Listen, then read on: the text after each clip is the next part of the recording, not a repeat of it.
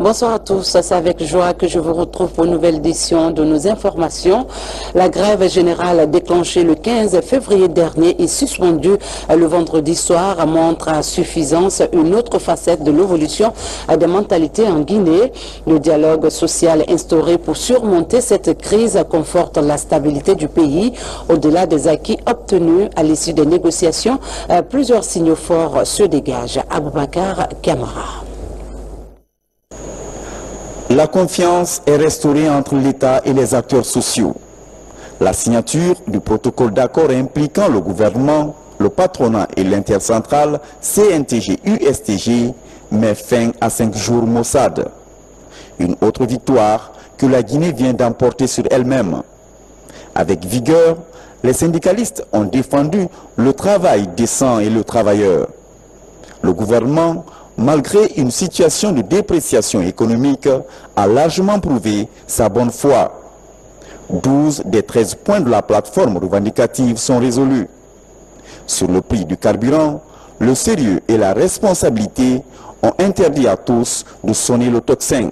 D'ailleurs, religieux et coordination se sont joints aux différents acteurs pour mieux cerner ce sujet sensible.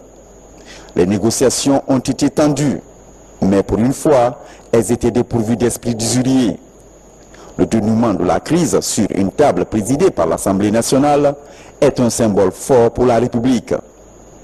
En plus de la stabilité politique déjà renforcée par le chef de l'État, la Guinée conforte ainsi sa stabilité sociale. Pour maintenir la tendance positive amorcée, il revient aux acteurs d'améliorer la communication pour une meilleure compréhension des acquis sociaux. La mise en place du Conseil national du dialogue social et du Conseil supérieur de la fonction publique, les jours à venir, tient de l'impérieuse nécessité d'avancer dans une cadence inclusive. Cela pour atteindre le bonheur que le pays courtise. Et puis la Commission électorale nationale indépendante vient de rendre public le chronogramme pour les élections locales en Guinée. Après des débats houleux, experts et démembrements de la CENI comptent tout mettre en œuvre pour la bonne application de ce chronogramme. Les précisions avec Saïdou Diallo. Électorale guinéenne envisage d'organiser les élections locales au mois d'octobre 2016. L'annonce a été faite samedi dans la ville de Kindia aux environs de 20 h par Bakary Fofana au terme de 6 jours d'intenses travaux. Ça a été très difficile pour la CENI de sortir un chronogramme en quelques heures. Ça n'a jamais été, c'est une première et tant mieux, ça montre que... Bien que ce chronogramme est purement indicatif, il prend en compte tous les outils nécessaires pour une bonne organisation de ces élections, tant au niveau communal que dans les districts et quartiers. Effectivement, nous venons de finaliser les travaux sur l'élaboration du chronogramme des élections locales. Il faut rappeler que ces élections, dans le cadre de notre programme, sont prévues pour se tenir au mois d'octobre 2016. Donc il appartiendra à la CENI effectivement, sur les bases des contraintes qui ont été identifiées au niveau surtout juridique et administratif, de travailler à la levée de ces contraintes-là pour que les élections, aussi bien dans les districts, dans les quartiers que dans les communes, puissent se tenir. Alors, il est important de signaler ici que la levée de ces contraintes n'incombe pas exclusivement à la CENI. La CENI, pour que ces contraintes soient levées, doit travailler de concert avec un certain nombre d'acteurs, notamment le ministère de l'administration du territoire, pour que rapidement un certain nombre d'actes administratifs puissent être pris pour lever ces contraintes. Auquel cas, malheureusement, la CENI s'engage à organiser exclusivement les élections communales. Alors, dès l'instant que nous parviendrons à lever ces contraintes, la CENI a pris l'engagement d'organiser ensemble les élections aussi bien au niveau communal qu'au niveau des districts et quartiers au mois d'octobre 2016. Et pour l'ensemble de ces opérations, le document parle de 254 jours, soit 8 mois 5 jours. Pendant cette période, des juxtapositions de certaines opérations, comme la formation, la correction de la cartographie, l'impression des cartes et leur distribution, sont aussi prévues pour que le délai soit respecté. Visite de terrain complémentaire au dossier du bureau. Le ministre des Mines et de la Géologie est en tournée de reconnaissance des différents sites des sociétés minières opérant à Boké. Un passage satisfaisant pour les industriels de la région, partie d'une addition d'encouragement du ministre qui réitère ainsi l'assurance du gouvernement à accompagner le secteur minier. C'est Kouferna Kourma, reportage. Après la fièvre Ebola, notre pays doit insuffler une dynamique à son économie. Et le secteur minier étant un maillon clé de cette économie, il est impérieux pour le ministre des Mines de s'enquérir des réalités du terrain. C'est pourquoi Ablaye Magasuba a sillonné les installations des sociétés minières opérant dans la région de Boké. Au menu, insister sur les mesures sanitaires, et exhorter les sociétés minières l'accompagnement du gouvernement. Ce que nous avons fait, c'est d'essayer de discuter avec toutes les parties prenantes pour que tout le monde supporte un peu le développement de ces projets-là, qu'on facilite leur développement et bien sûr, nous, de notre côté, nous allons les suivre très sérieusement pour nous assurer que toutes les difficultés auxquelles les projets font face sont gérées de la manière la plus rapide possible. En visitant les sociétés minières, Ablaye Magasuba montre sa détermination à donner une autre dimension au secteur minier. Ainsi, de l'Institut supérieur des mines et géologie à la société minière de Boké, en passant par la société Djandian ou Alufer, les industriels apprécient la démarche du ministre. Le ministre est le président du conseil d'administration de la CBG. Donc, il comprenne les activités, ça lui permet d'envisager toutes les discussions en ayant connaissance de tout ce qu'il faut. Nous travaillons 24 heures sur 24. Il n'y a eu aucun arrêt d'activité. C'est une satisfaction pour nous de présenter à Monsieur le ministre et aussi par son intermédiaire à l'ensemble du gouvernement le projet tel qu'il a été proposé et présenté il y a presque un an maintenant. La chose la plus importante, c'était à nos yeux de pouvoir embaucher et donner de l'emploi au maximum de personnes. Aujourd'hui, l'ensemble du projet, c'est quasiment 3000 personnes. En attendant la prochaine visite du ministre, l'on a appris qu'en moins d'un an, la société minière de Boké a fait de grands travaux. Nous vous invitons à rejoindre le chef de la délégation de l'Union européenne sur les plateaux foutaniens, précisément à Timbi Madina, pour visiter le siège de la Fédération des paysans du Fouta Djallon. Une visite qui a permis à la délégation de s'enquérir de la mise en œuvre du projet Ressanor, renforcement de la sécurité alimentaire du nord de la Guinée. Ce programme vient booster la productivité dans 3 préfectures touchées par les effets du changement climatique. Fodé Camara annonce ce reportage. À Timbi Madina, les périmètres de Lafou et Nombé sont le théâtre de la rotation de 4 principales cultures: le riz, le maïs, la tomate et la pomme de terre, labellisé Belle de Guinée. Un label fierté nationale affecté par des pertes post-récolte qui avaient atteint la barre des 40%. Aujourd'hui, ces pertes se réduisent grâce à la plateforme de conservation de la pomme de terre construite par le second projet national d'infrastructure rurale financé par le gouvernement et la Banque mondiale.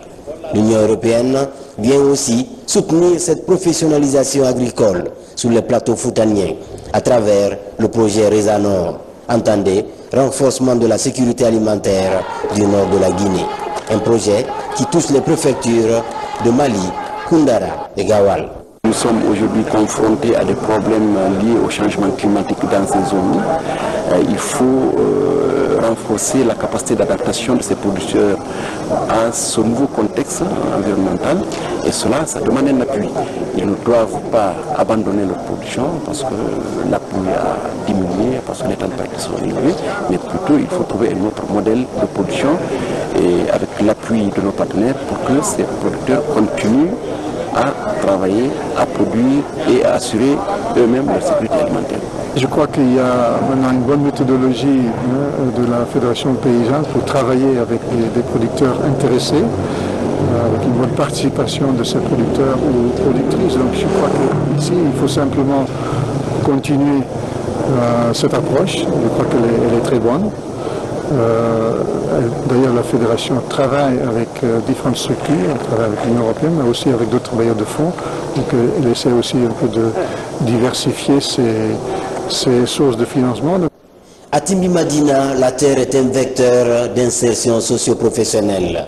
Là-dessus, de petites coopératives agricoles attirent l'attention de l'ambassadeur de l'Union européenne. Des coopératives composées de jeunes étudiants diplômés et d'autres acteurs du développement rural, avec une frange importante de femmes.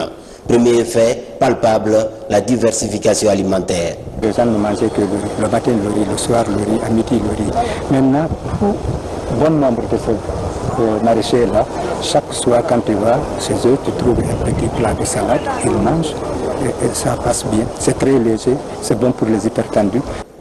Autre partenaire qui appuie les membres de la Fédération des paysans du Fouta Djallon, le PNAFA, Programme national d'appui des acteurs des filières agricoles, qui intervient notamment dans la construction des magasins et l'aménagement des zones de production.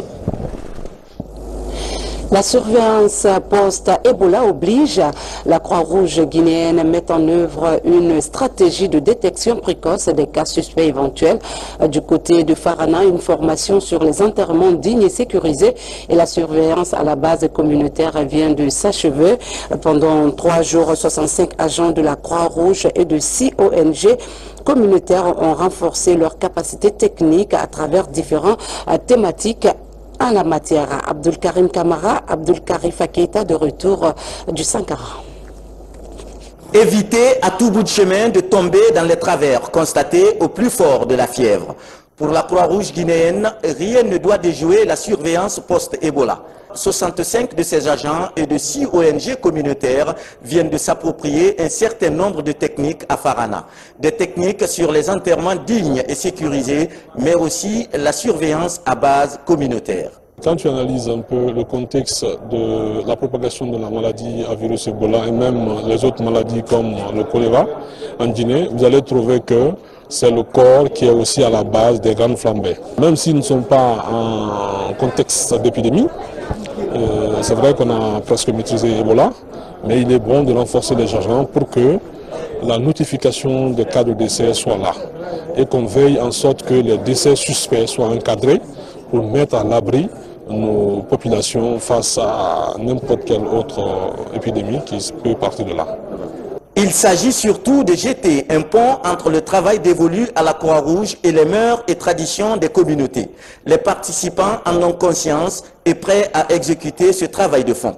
Quand il y a la communication, la communauté est informée sur les avantages et les inconvénients, n'est-ce pas, de l'enterrement digne et sécurisé, et également la remontée des informations dans le cadre de tout décès, et, n'est-ce pas, le déplacement des malades vers les structures sanitaires en période d'épidémie. Nous sommes très bien outillés pour faire face, n'est-ce pas, à cette situation-là aujourd'hui, à partir de cet atelier.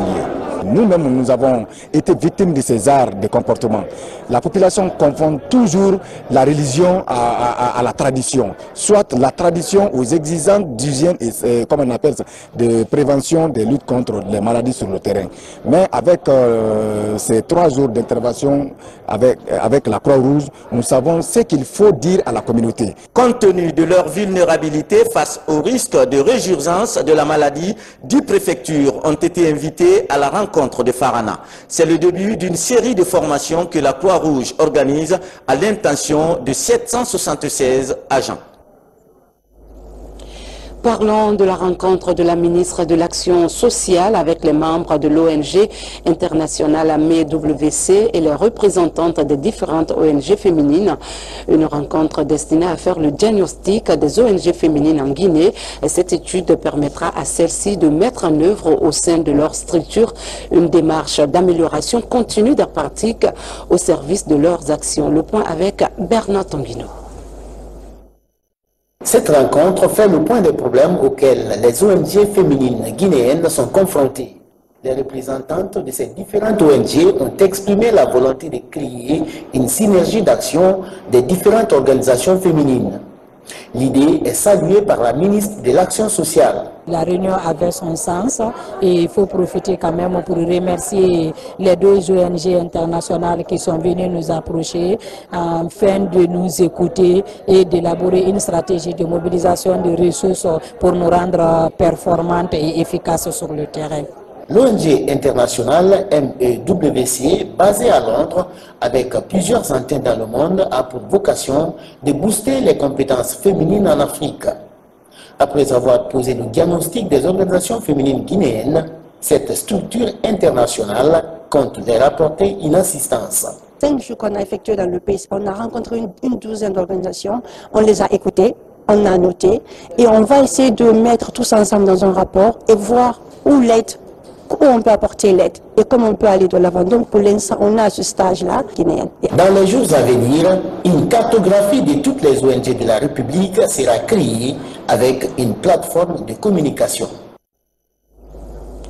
On peut valoriser ses compétences dans son pays d'origine ou ailleurs dans le monde. Mahmoud Djane, jeune cadre guinéen, a abordé différemment son avenir. Il a réussi à s'intégrer au pays de l'oncle Sam et travaille dans l'administration américaine. Fatoumata Samoura, notre correspondante basée à New York, nous retrace le parcours de l'homme. En 1972, à Conakry, ce jeune cadre guinéen a déposé ses valises aux États-Unis d'Amérique en 1994. Mahmoud Djane est l'un des rares Guinéens qui travaille au sein de l'administration fédérale américaine. Aujourd'hui, l'homme est responsable de gestion aux fiscs américains. J'ai eu une autre opportunité à Washington et avec la famille, pour le gouvernement bien sûr. Un boulot quand j'enseignais. Il était question de venir à Washington et j'ai trouvé que c'était une très bonne opportunité, en pensant bien sûr que l'enseignement c'est un bon boulot pour la retraite, donc je n'avais rien à perdre.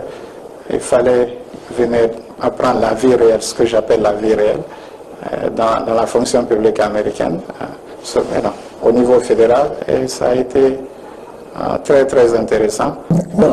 Brillant étudiant à l'université Gamal Abdel Nasser de Conakry, Mahmoud obtient le DUG, diplôme d'études universitaires générales, option maths physique, en 1993. L'année suivante, l'enfant prodige s'envole pour d'autres cieux à la conquête du savoir.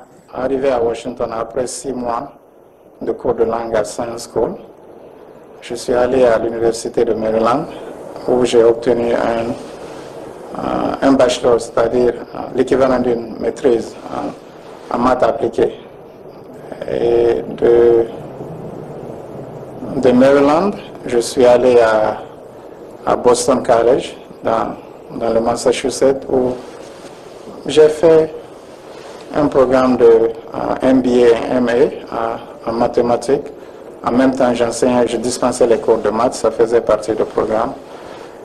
De là-bas, je suis allé à Colorado pour un programme de PhD où j'ai obtenu en 2003 un master en maths appliquées et statistiques. Et aussi, pendant quelques années, j'ai poussé les études pour finaliser ce que je voulais faire.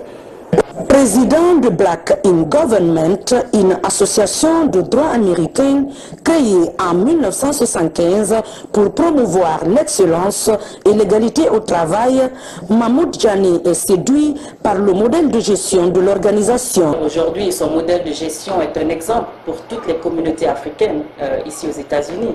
Cette expérience lui a d'ailleurs permis de rassembler la communauté guinéenne autour d'un idéal. Mahmoudou, président de la communauté guinéenne, créait l'espoir, créait le bon exemple, créait la possibilité de voir une nouvelle communauté guinéenne pour l'unir, pour la mettre dans une position telle qu'elle réussisse ses problèmes. Sobre et très attaché à la Guinée, Mahmoud Djane entend apporter sa pierre à l'édification de la mère patrie. Déjà dans son sac, des projets de valorisation des vestiges historiques. Les études n'obéissent pas forcément à la logique institutionnelle. Celui que vous allez découvrir est mécanicien. Mamadi Sissé est un modèle de réussite. Passionné par son métier, il vient d'inventer un vélo flotteur, une œuvre qui force l'admiration du public. Allons à sa rencontre avec Sarah Amaratondo. Ce vélo flotteur n'est pas importé. Il est l'œuvre d'un jeune Guinéen. Mamadi Sissé, c'est le nom de l'inventeur. Depuis plus de 15 ans, ce mécanicien de profession a rêvé de fabriquer un engin capable de rouler sous l'eau.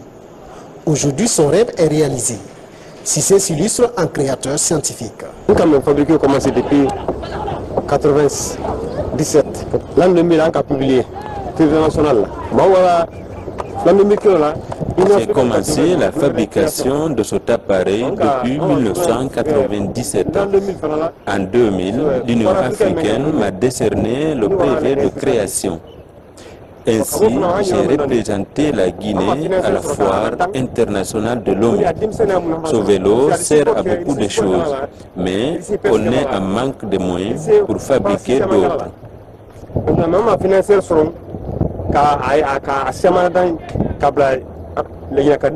Déjà au bord de la mer, l'engin flotteur force l'admiration des visiteurs. Tous les soirs, les jeunes du quartier Tomo viennent faire le sport avec le vélo de Sissi. Ce vélo est très beau pour le sport. Ça développe les muscles. Si on pouvait en avoir beaucoup, ça serait bon. Cet appareil flotteur made in Guinée ressort une fois de plus le génie créateur des jeunes Guinéens. Sport pour finir, l'international guinéen Iya Traoré était ce week-end à Farana. Le jeune jongleur a échangé avec les autorités locales de cette préfecture. Il a présenté ses médailles aux populations qui l'ont vu grandir avant de livrer une série de démonstrations. Notre reporter Mokhtar Touré était sur ses pas. Voici son compte rendu. Après plusieurs années d'absence dans le Sankara, le footballeur et jongleur guinéen est à Farana. Objectif: présenter ses médailles aux autorités locales et surtout remercier tous ceux qui contribuent au développement de Farana. Après cet instant d'accueil par les fans de Curon africains, la star mondiale échange avec les autorités administratives. Une retrouvaille appréciée à plus d'un titre. C'est une fierté pour moi, en tant que gouverneur de la région de Farana, d'avoir reçu M. Traoré, qui est venu me rendre une visite. Et toute la gloire qu'il a eue à l'extérieur, il l'a fait au nom de la Guinée, au nom de sa préfecture et surtout au nom de sa famille. Et moi, je me joins à la famille, aux autorités guinéennes pour les féliciter encore une fois de plus. Ce matin-là, je suis très content, je suis très à l'aise. On le remercie. Et vraiment, on est à la disposition de notre fils, de notre frère, dans la préfecture de Farana, pourquoi même pas en Guinée. Au cours de son séjour, l'international guinéen s'est rendu au stade Fé Arafan Wanda Oulare de Farana pour assister à une rencontre de la deuxième journée du championnat national Ligue 2 entre Sankara et le Santouba FC de Conakry. Très satisfait de cette mobilisation, le jeune footballeur et jongleur guinéen a fait quelques démonstrations et tient le public en haleine. Vraiment, c'est un grand honneur de voir le peuple de Farana, ce public de Farana qui m'accueille à bras ouverts. Ça me touche énormément, ça me touche au fond du cœur parce que ils m'ont vu grandir ici. Certains, je suis leur petit frère, il y en a d'autres, je suis leur fils, il y en a d'autres, je suis leur grand frère qui sont nés derrière moi. Mais le fait qu'ils savent que ce que je fais avec le ballon, ça leur plaît aussi. C'est un grand honneur de pouvoir m'exprimer avec mon ballon devant un tel public joyeux, et magnifique et superbe. À cette occasion, ces fans ont exprimé leur joie. On a vu Iya Traoré sur l'écran, dans le téléphone. C'est la première fois de voir Iya Traoré en Guinée, précisément à Farana ici. Et nous sommes contents aujourd'hui de voir Iya Traoré à Farana et il a montré à les Faranaka qu'il est guinéen et qu'il est Faranaka encore. Cette retrouvaille entre les autorités sportives, administratives, supporters et la star du football spécialisé au jonglage a été appréciée tout au long de son séjour. Ainsi s'achève cette édition. Merci d'avoir été des nôtres. La reprise du travail, c'est pour demain. Bon début de semaine à tous. Bonsoir.